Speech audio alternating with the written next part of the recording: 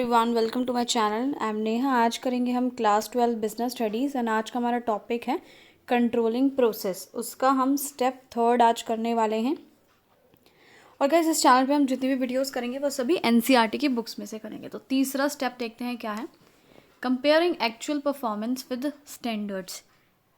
Actual performance यानी actually में हमने क्या काम किया है, और साथ में स्टैंडर्ड्स यानी जो हमने टारगेट सेट किया था, उन दोनों को कंपेयर करेंगे क्या दोनों में मैच हो रहा है या नहीं हो रहा है। So this step involves comparison of actual performance the standard. तो इस स्टेप में हम क्या करते हैं, कंपेयर करते हैं एक्चुअल परफॉर्मेंस को स्टैंडर्ड के साथ। Such comparison will reveal the deviation between the actual and the desired result. ये क्या चीज़ रिवील यानी शो करता है, अगर जब हम कंपेयर करेंगे दोनों चीज़ों को तो क्या पता लगेगा हमें डेविएशन क्या है दोनों के बीच में। डेविएशन यानी डिफरेंस क्या है।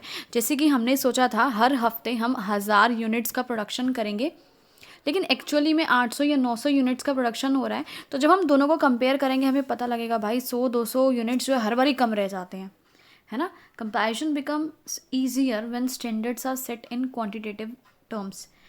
कंपैरिजन करना बहुत आसान हो जाता है अगर हम अपने स्टैंडर्ड जो है क्वांटिटेटिव टर्म्स में सेट करते हैं, यानी नंबर्स में। जैसे 1000 यूनिट्स, 5000 यूनिट्स, ऐसे नंबर्स में अगर हम टारगेट सेट करते हैं। तो एग्जाम्पल दे रखा है, performance of a worker in terms of units produced in a week can be easily measured against the standard output for the week.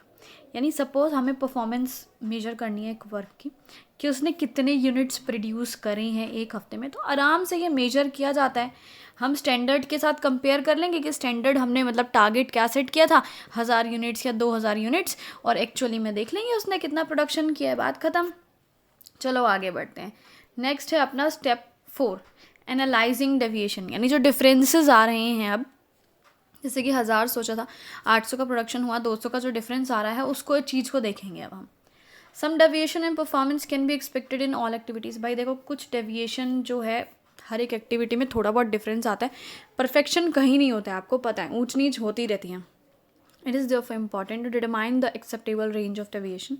सो ज़रूरी क्या चीज़ है कि हमें एक एक्सेप्टेबल रेंज ऑफ डेविएशन बनानी है, यानी जितनी गलती या जो चीज़ एक्सेप्ट की जा सके। जैसे कि 1000 हमारा टारगेट था, तो हमने बना दिया कि भाई 950 तक भी प्रोडक्शन होता है अगर, तो हम उसे एक्सेप्ट कर लेंगे, कोई बात नहीं, हम इस 50 के पीछे इतना दिक्कत नहीं उठाएंगे।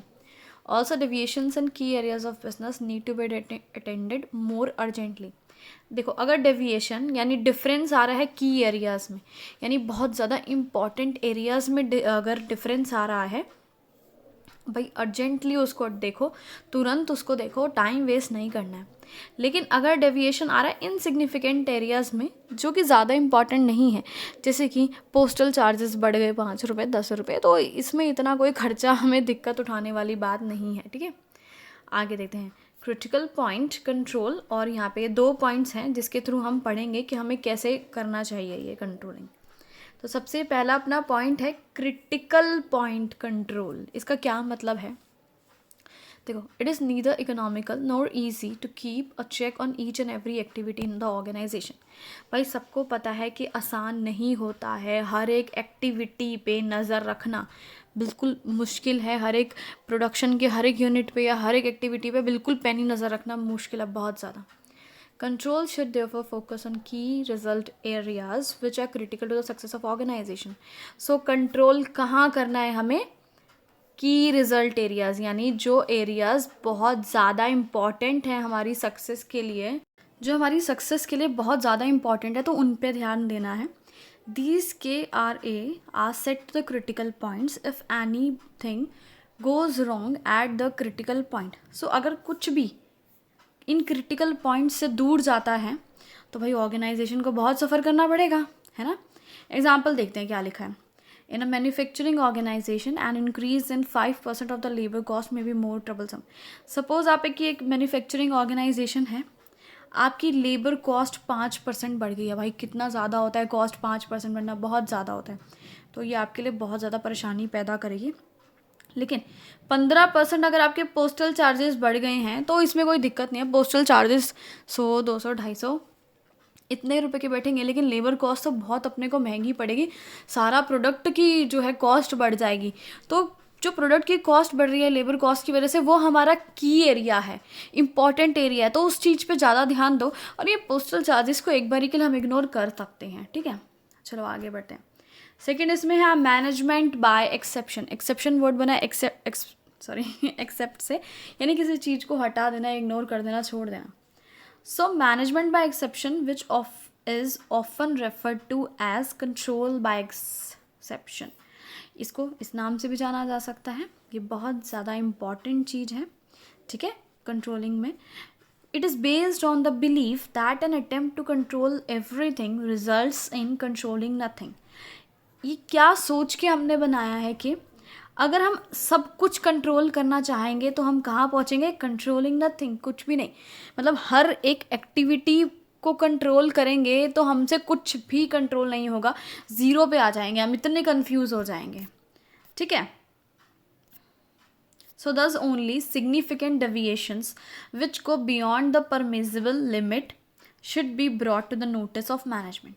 सो वो हमें डेविएशन बताने हैं जो परमिसिबल लिमिट से पार हो चुके हैं, वही मैनेजमेंट तक जाने चाहिए। यानी छोटे छोटे चीज़ों को इग्नोर करो और जो ज़्यादा चीज़ें बढ़ रही हैं, घट रही हैं, जिनकी वजह से ज़्यादा नुकसान हो रहा है, मैनेजमेंट तक सिर्फ वो लेके जाओ।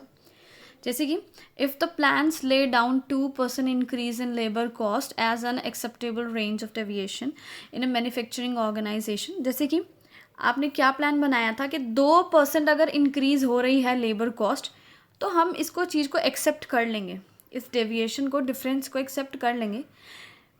तो क्या करना है आपको, अगर बढ़ रहा है labour cost 2%, should be brought to the notice of management, ठीक है। यानी आगे देखो, सो ये क्या बोलना चाह रहा है कि 2% तक हम यहाँ पे देखो लिखा हुआ है 2% तक एक्सेप्ट कर लेंगे, लेकिन अगर 2% से ज़्यादा होता है, बियॉन्ड मतलब होता है किसी चीज़ से ज़्यादा होना, तब हम जाके मैनेजमेंट को बताएंगे, वरना नहीं बताएंगे। However in case of major deviation, जैसे कि ज़्यादा डेविएशन आ रहा है, सपोज 5% आ रहा है, तो हम इसके लिए इमीडिएट एक्शन लेंगे, मैनेजमेंट को बताएंगे, इसको इम्पोर्टेंस देंगे। आगे बढ़ते हैं। देखो अब हमने क्या किया, आइडेंटिफाई कर लिया था ना डेविएशन कि डिफरेंस क्या आ रहा है, कितना, जैसे कि 200 का डिफरेंस आ रहा है, दैट डिमांड मैनेजेरियल अटेंशन। और साथ में ये भी ढूंढना है कि जो डिफरेंस आया है क्या उसको मैनेजर के अटेंशन की ज़रूरत है, उस पर हमें ज़्यादा ध्यान देने की ज़रूरत है। These deviations need to be analysed. अब ज़रूरत पड़ेगी इनको एनालाइज करने की, भाई इनके कारण क्या है। अगर बहुत ज़्यादा गहरा ही डेविएशन आ रहा है तो उसे एनालाइज करो, ठीक है, वरना नहीं करो। डेविएशंस में हैव मल्टीपल कॉजेज, भाई बहुत सारे कारण हो सकते हैं, डिफरेंस क्यों आ रहा है, किसी भी कारण से आ सकता है। अब बच्चा पढ़ नहीं रहा है, इसके कई कारण आ सकते हैं, बच्चे की कंपनी ख़राब हो गई है, या बच्चा फ़ोन में ज़्यादा लगा रहता है, या बच्चे को कुछ समझ में नहीं आ रहा है, कुछ भी बात हो सकती है ना। These include unrealistic standards. क्या क्या हो सकते हैं कारण डिफरेंस आने के, अनरियलिस्टिक स्टैंडर्ड्स यानी स्टैंडर्ड ही हमने गलत सेट कर दिया। डिफेक्टिव प्रोसेस, यानी कोई भी प्रोसेस या जिस प्रोसेस के थ्रू हम काम कर रहे हैं वो प्रोसेस ही गलत है। इनएडुकेसी यानी कमी होना, रिसोर्सेज की कमी होना, हमारे ऑर्गेनाइजेशनल स्ट्रक्चर में ही कोई कमी होना, ऑर्गेनाइजेशन के से रिलेटेड कुछ प्रॉब्लम्स, या एनवायरनमेंट से रिलेटेड कोई फैक्टर, जैसे कि हमारा टेक्नोलॉजिकल या गवर्नमेंट का कुछ भी है फैक्टर। आगे बढ़ते हैं। और ये फैक्टर्स क्या होते हैं, beyond the control of organisation. भाई सबको पता है जो एनवायरमेंटल फैक्टर होते हैं वो ऑर्गेनाइजेशन के हाथ में नहीं होते हैं। It is necessary to identify the exact cause of deviation, ठीक है। अगर हम ढूंढ लेते हैं एग्जैक्ट कॉज, बहुत अच्छी बात है, लेकिन अगर हम फेल हो जाते हैं इस चीज़ में, उसका रीज़न नहीं ढूंढ पाते हैं, an appropriate corrective action might not be possible, तो हम ठीक से एक्शन नहीं ले पाएंगे। जब हमें पता ही नहीं कि कारण क्या है जिसकी वजह से ये बात ख़राब हो रही है, तो हम उसको ठीक करेंगे कैसे, है ना। The deviations and the causes are then reported, फिर डेविएशंस को और उनके कारणों को रिपोर्ट देनी है आगे तक मैनेजमेंट तक, और वो करेक्टिव एक्शन उठाएंगे। नेक्स्ट है 5वां step, last step, taking corrective action, यानी जो डेविएशन थे उसको ठीक करने के लिए स्टेप्स उठाने हैं। The final step in the controlling process is taking corrective action. तो फाइनल स्टेप है ये, सही करना है जो चीज़ गलत है। No corrective action is required when the deviations are within acceptable limits.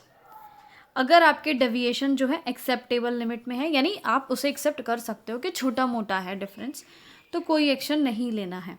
However when the deviations go beyond the acceptable range, लेकिन अगर आपके डेविएशन एक्सेप्टेबल रेंज से बियॉन्ड यानी ज़्यादा हो जाते हैं, बहुत ही ज़्यादा बढ़ रहे हैं आपके डिफरेंसेस, और वो भी इम्पॉर्टेंट एरियाज़ में है, क्रिटिकल एरियाज़ में है, तो क्या करना है, इमीडिएट एक्शन लेना पड़ेगा. So that deviation do not occur again, तो दोबारा से वो ना हो डेविएशन. ठीक है, इसके लिए हमें करेक्टिव स्टेप उठाने ही पड़ेंगे. करेक्टिव एक्शन माइट इन्वॉल्व, अब करेक्टिव एक्शन का मतलब क्या है, सही स्टेप्स उठाने कैसे हैं, जैसे कि एम्प्लॉयज़ को ट्रेनिंग दो. भाई अगर वो प्रोडक्शन का टारगेट पूरा नहीं कर पा रहे हैं, उनको ट्रेनिंग दो कैसे जल्दी प्रोडक्शन की जाए. Similarly if an important project is running behind schedule, corrective action might involve assigning of additional workers. जैसे कि कोई प्रोजेक्ट है और वो शेड्यूल से काफ़ी पीछे चल रहा है, बहुत पीछे चल रहा है, तो हम इसके लिए क्या कर सकते हैं, एडिशनल वर्कर्स लेके आ सकते हैं, या और इक्विपमेंट्स या रिसोर्सेज लेके आ सकते हैं, या ओवर टाइम वर्क करा सकते हैं अपने एम्प्लॉयज़ से, है ना. In case the deviation can not be corrected through managerial tension, the standards में हैव टू बी रिवाइज्ड. अगर आपको लगता है कि आपके डेविएशन जो है करेक्ट नहीं किए जा सकते हैं, डिफरेंसेस को ठीक नहीं किया जा सकता है, मैनेजर्स नहीं कर सकते हैं, तो आपको क्या करना है, स्टैंडर्ड्स को ही चेंज कर देना है भाई. स्टैंडर्ड्स को रिवाइज कर दो, उन्हीं को बदल दो. चलो इसी के साथ ये टॉपिक खत्म हुआ. Thanks for watching this video. Please like share and subscribe.